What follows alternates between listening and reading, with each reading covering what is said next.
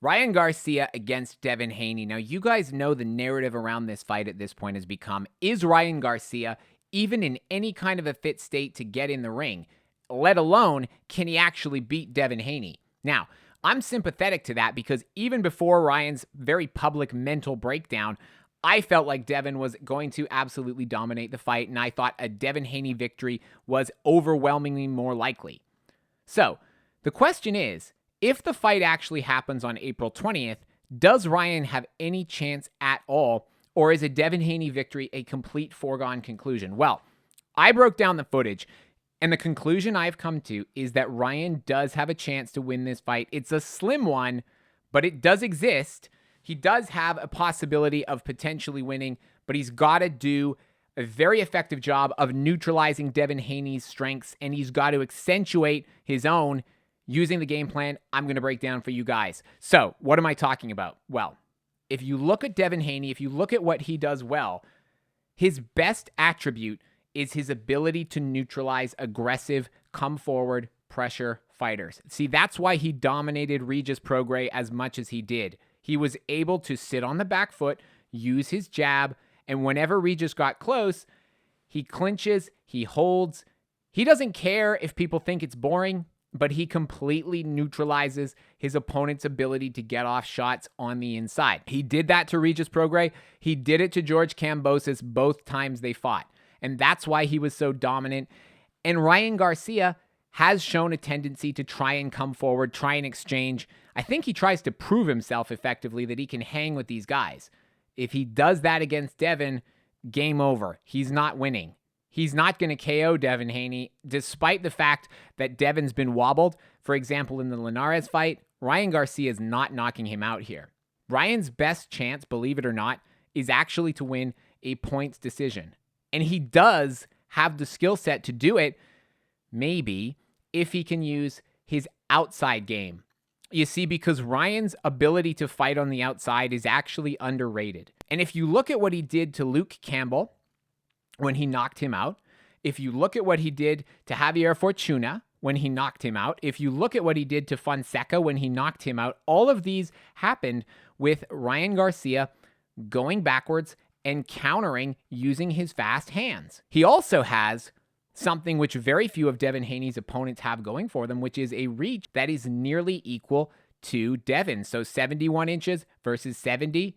Heights are almost identical, or maybe even identical as well. And that's something that Devin Haney hasn't had to deal with as much. He doesn't like to come forward. He wants his opponents to come to him. If you look at Devin Haney against Jorge Linares, Linares had success when he forced Devin to come forward on the front foot, and he actually managed to hit him with some counters, and he actually managed to drag Devin into uncharacteristic exchanges on the inside, as opposed to what he normally likes to do, which is hold and clinch. And that's why he got wobbled near the end of the fight, and that's why a lot of people considered that fight to be the closest Devin has come to losing, apart from against Lomachenko. But Ryan Garcia doesn't have nearly the skill set of Lomachenko. He can't fight like that.